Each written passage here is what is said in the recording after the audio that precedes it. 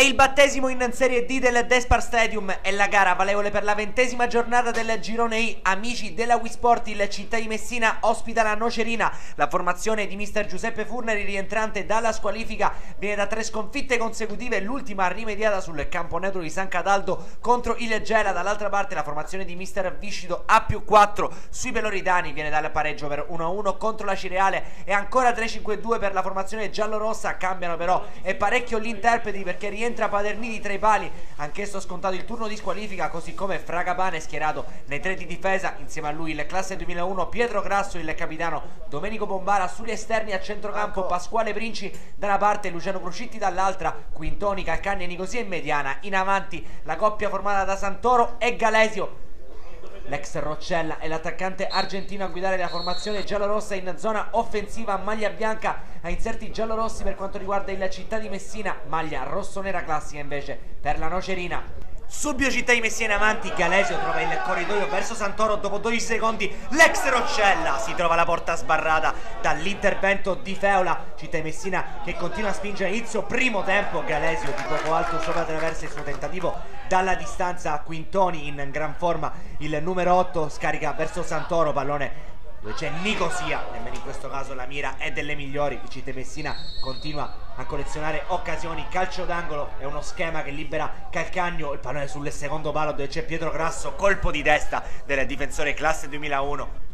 Pallone alto sopra la traversa, qui è Santoro che recupera il pallone, serve Quintoni, traversone, Galesio di testa, Feola, ancora Galesio, ma ancora Feola, grande doppio intervento del portiere rosso-nero, qui praticamente sulla linea evita il gol della formazione giallorossa e poi sulla respinta è strepitoso a negare la gioia del gol a lui fa Galesio. Calcio di punizione per il Città che non vuole spegnersi in avanti.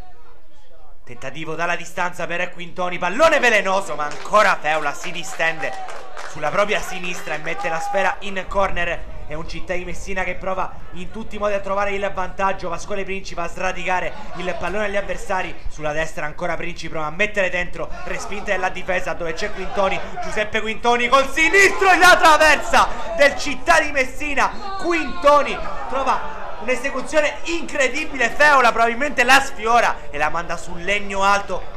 A un passo dal vantaggio il Città di Messina, poi Quintoni qui prova a lanciare, respinge però il pallone la formazione rossonera. Bombara serve inavvertitamente Festa, è un gran destro a giro che vale il gol del vantaggio della Nocerina, pallone che tocca la traversa e si spegne alle spalle di Padernini nella prima vera unica occasione della Nocerina in questa partita. E il classe 99 Festa a sbloccare il risultato quando siamo alla mezz'ora. Qui poi l'intervento sul Fragapane da parte del numero 10 della Nocerina, già ammonito, non arriva il secondo giallo per il direttore di gara. Tutto ok, tante proteste nelle fila della Città di Messina, si resta sullo 0-1 per la Nocerina. Calcio di punizione di Quintoni, pallone dentro, respinto dove c'è Nicosia, l'intervento al limite dell'area, vale il calcio di rigore. Questa giocata sicuramente pericolosa del giocatore rossonero, mette sul dischetto Domenico Bombara, il capitano del Città di Messina, all'occasione di portare al pareggio i suoi. Parte Bombara col mancino, ma ancora Feola a negargli la possibilità di ristabilire la parità. Scatenato l'estremo difensore della Nocerina quest'oggi, prova a ripartire la formazione rossonera qui con Simonetti, ancora Simonetti cerca spazio, va col destro Simonetti, niente male il suo destro dalla distanza. Calcio di punizione per il Città in chiusura di frazione. Calcagno si va a appoggiare il pallone da Quintoni sul secondo palo dove c'è Galesio, mette dentro Galesio, respinge la difesa della Nocerina.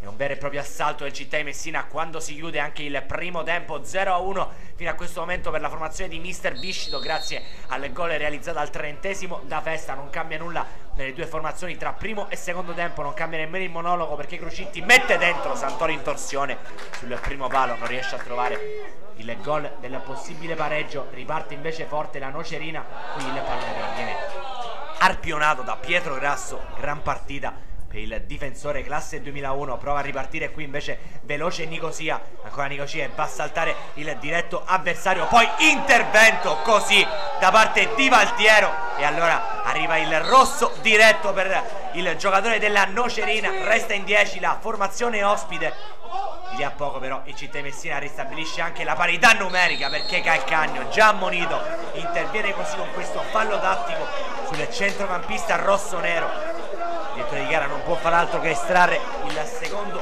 giallo verso il centrocampista giallo-rosso, e allora entrambe le squadre in 10 uomini da qui alla fine. Primo cambio alle file della Città di Messina, entra Ferraù e qui va a scaricare subito per Quintoni, pallone dentro per Galesio che prova ancora, sfiola solamente l'incrocio dei pali l'attaccante argentino. Città di Messina meriterebbe qualcosa in più sicuramente adesso. Ferraù verso Quintoni, pallone che viene allargato dove c'è Fragapane, prova Fragapane, un tiro cross, non la tocca nessuno, ma ancora una volta il Città di Messina non riesce a trovare la via della rete.